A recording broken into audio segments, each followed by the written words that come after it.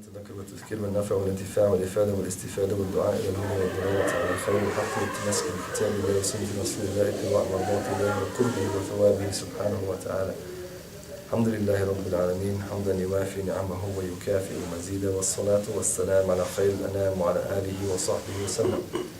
Praise Allah subhanahu wa ta'ala, praise its worthy of the beneficent bestower of bounties and favours, and we ask our Lord most high and exalted to send copious and unlimited and eternal blessings and salutations upon our beloved Prophet Sayyidina Muhammad sallallahu alayhi wa alihi wa sahbihi wa sallam. We pay our respects to the traditional owners of the land and in particular to the elders past and present. So I think it's on page 100 and what? End of 102. 102. So we'll do the Arabic as we normally do. قال المؤلف رحمه الله ورضي عنه وعنكم ونفعنا به وبكم. وغاية سوء الظن بالمسلمين أن تعتقد السوء في أفعالهم وأقوالهم التي ظاهرها الخير. ومثال ذلك أن ترى مسلما كثير الصلاة. I think we read that already. Yeah? So what are we up to? The next one? Make frequent supplications. I think we're up to where you started. Hey? We're up to where you started. Yeah, me too. أن ترى مسلما يكثر الصلاة والصدقة والتلاوة فتظن به أنه ما فعل ذلك إلا مراء للناس وحرصا على المال والجاه وهذا الظن الفاسد لا يصدر إلا من ذي طوة خبيثة وهو من أخلاق المنافقين. وقد قال الله تعالى في وصفهم الذين يلمزون المطوعين من المؤمنين في الصدقات أي يرمونهم بالرياء. وقال صلى الله عليه وعلى آله وصحبه وسلم أكثروا من ذكر الله حتى يقول المنافقون إنكم مراؤون. So he says on page 102, thinking ill, right in the middle of that big paragraph, a little bit more down than half the page. Thinking ill of Muslims, everyone got it? Thinking ill of Muslims is to regard as evil those acts and words of theirs which are in appearance good. For example, you may see a Muslim who frequently prays, gives charity, and recites the Qur'an, and you think that he is only doing this so that people may see him, and that his aim is wealth and social position. This corrupt form of thinking occurs only to those who are inwardly vile and is an attribute of the hypocrites. As God the Exalted has said in describing them, those who point disparagingly at such of the believers who willingly give charity, that is, they accuse them of ostentation. And the Prophet ﷺ has said, invoke God so abundantly that the hypocrites say that you are ostentatious. So this is an extension of the part we just last did about husn al-dhan. So this is su' al-dhan. When we said su' al-dhan, there's three main times where you're supposed to use it. In other words, you don't give people the benefit of the doubt. That's when we trade. Anytime you buy or sell something, clothes shops, cars, telephones, online, if someone's trying to sell you something, make sure it's, especially online, because things that are supposed to be genuine and they're not genuine. They're, rip-offs, and they're from China, no offense, and they're, worth $1 and there people are selling it for hundreds of dollars, or designer label things, so you don't know. Make sure that it's what it is. And so the sort of dhan, we don't use it towards Muslims. Because in terms of, and this is not about dealings, of course. This is not in dealings. In dealings, yes, we do, as we said. But in terms of social interactions, in terms of our opinion of other Muslims in particular, we always give the believers the benefit of the doubt. And so the example is saying the worst of not giving believers the benefit of the doubt is that when someone does something that's outwardly good. So someone's reciting Qur'an, or they're reading, or they're praying, or they're giving money fi sabilillah. And so what happens is the Muslim comes and says about that person, they're not doing it for Allah.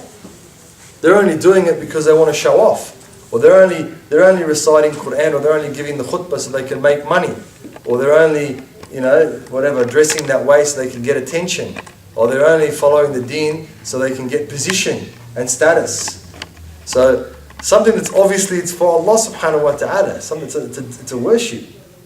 And then he comes along, a Muslim, and lays doubt, which is what dhann is, lays doubt as to that person's intentions. So why do you think that's an impossibility? Because you don't know what's in their heart. Exactly. Nobody knows what's in anyone's heart. So how can half the time when we're doing things, we don't even know what our own intention is. Let alone when someone else is doing something that's clearly good and righteous. And here we come along to say, oh, they're just doing it for that reason. That's the worst. Why is it the worst? Because that's the door of shaitan. That's the door of destruction. Because you'll never trust anyone anymore. You'll never be able to respect another Muslim anymore. And worse than that, you'll never be able to look up to another Muslim anymore. And then when we look at our state, and that's why Hajj Abdullah was saying before, that the worst of all, or the best of all things that a believer can do is give other Muslims the benefit of the doubt. And that's the story of not giving Muslims the benefit of the doubt, is we say, oh, so-and-so, him, 20 years ago he stole that car. And all of a sudden, 20 years ago, they've changed their whole life. Like we said, they've gone Hajj and Umrah and done all these great things. But we only remember the one bad thing that person did. And the reason behind that is that the person who doesn't give the other Muslim benefit of the doubt, they're the ones who have doubt in themselves. They doubt their own station with God, with Allah. They doubt their own capacity to be near Allah subhanahu wa ta'ala. They doubt their own actions and their intentions in terms of following the Prophet of Allah and doing good deeds. And so they try and project that negativity. They try and project that doubt onto others when a'udhu billahi subhanahu wa ta'ala. And it's a sin. And in my view, it's the cause of destruction of the believers. Can't trust anyone. As soon as we bring somebody's name up in any gathering, there's always an objector. And most of the time it's for reasons that are irrelevant. Most of the time it's for, he stole a car. Alright, stole a car.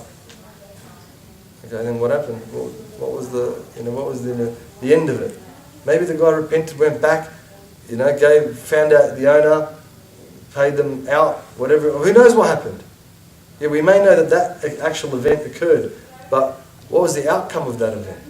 It's a lot more complex than in that situation, in that scenario, than we imagine it to be. Oh, I heard. It's even worse. All right, you saw the guy steal the car. That's one thing. I heard. What do you mean you heard? Who did you hear from? Who's the person that you heard from? What's their status? Islamically speaking, in a courtroom, if you were to call a witness, you have to call other witnesses to determine the truth of that witness you want to call. You can't just call anybody. And even in the Australian law and common law, the character of the witness comes into question. Who's the person you're relying on? Who's the person that's bearing testimony? Is that testimony reliable? Is that person reliable? So, for us, somebody heard that so-and-so did such a thing. Someone heard. And just recently there was a local scenario where someone of authority was accused of stealing this and stealing that and embezzling money and treating people badly and whatever. And then one of the brothers was very upset about there was an arbitration done about it, and he was still upset. And he says, well, no, I know that this person embezzled and stole this money, but he's got no proof. Did he steal your money? Oh, no, it wasn't my money. Okay, how do you know? Oh, I heard from so-and-so. Okay, is so-and-so ready to testify? No, they're not. Well, sorry, Habibi. As much as you've been hard done by, and as much as things are difficult, and as much as you want retribution, and as much as you want compensation, unfortunately, if you don't have the evidence to back up whatever claim you've got, your claim doesn't exist. And that's the thing, in the heart. There's no claim, there's no evidence to back up my claim. But in my heart, I'm harboring? He's a crook. I know he's a crook. How do you know? I just know. I just know. What do you mean you just know? How's that acceptable to anybody? Imagine if someone came to you and said, listen, give me your bank card, whatever it's called these days, you know, and give me the pin. Why? I just know that I need to get it from you. No way you'll give it up. Possible. It's not going to happen. But on the converse of that, we're happy to put in our own hearts and we make it to the stage of yaqeen, conviction that that's it. There's no going. And then don't forget, it's not just you doing it. It's not everyone's doing it. Not just me, everyone. How are we going to get along as a ummah? How are we going to get along as a people? How are we going to unite? How are we going to unite? No way. No one trusts anybody. Nobody trusts anybody. When a'udhu billahi subhanahu wa ta'ala. And as I said, in my view, in particular for unity, that if we can overcome that, and it's nothing. It's just stuff we put in our own hearts and minds. It's waham.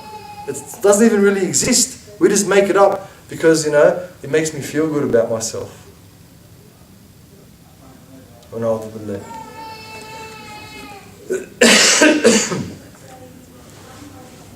So he says, that's the most vile. This is corrupt form, and don't look at the whole ummah. The individuals make up the ummah. Why are we in the situation where he says it? This is corrupt. This corrupt form of thinking occurs only to those who are inwardly vile, and is an attribute of the hypocrites. What? Look, why are we blaming everybody else? Why is it everyone else's fault? Do I have those qualities? If I give someone an appointment or make a promise, do I fulfill that promise? If someone gives me an amana, something, a trust to hold, do I maintain that trust? When I speak, do I speak the truth? They're the three main signs of hypocrisy. If we can say we're doing that, all right, we're not in that category. But otherwise, when a'udhu billahi subhanahu wa ta'ala, there's some form of hypocrisy in each and any of us. And if we think that's not the case, we should ask Sayyidina Umar Allahumma arda anhu. When he was praying Fajr and he was stabbed in the mihrab, in the place where the Fajr, when the Imam stands, by Abu al-Majusi, he was rolling around the ground saying, I'm a hypocrite. Abu Hudayfa al-Yamani, he had the bag that had all the names of all the hypocrites up till the end of time. And Umar Allah used to always chase him around and say, is my name there? Is my name amongst the name of the hypocrites? Umar Allahumma arda anhu. Al-Faruq, farqa bayn al-haqq wal-batil. He was the criterion that divided between truth and falsehood. Umar! In England and other places throughout Europe, when the children wouldn't sleep, the mothers would say, hey, if you don't sleep, I'm going to call Umar on you. They never even met him, they just heard of him. He was saying, Abu Hudayfa al-Yamani, who used to keep the secrets, who was like the secretary of the Prophet of Allah in that sense, says, is my name amongst the name of the munafiqeen, of the hypocrites? And then if we don't ever think that we're like that, we've got serious issues. But that's the character and disposition of hypocrites. And then we say, why is the ummah in the state it's in? Why? We think it's because we don't have leaders, and we don't have nuclear weapons, and we don't have an Islamic governance. Forget it. Forget that. Seriously, forget that. It'll be good, well, that would be great. But we can't even get along with each other. We don't even like each other. We don't even trust each other. The believers, awliya of the believers, they're the ones who are our attorneys. They're the ones that hold our trust, the believers, with each other. If we can't trust other believers, then well, are we really a believer? I'd say not.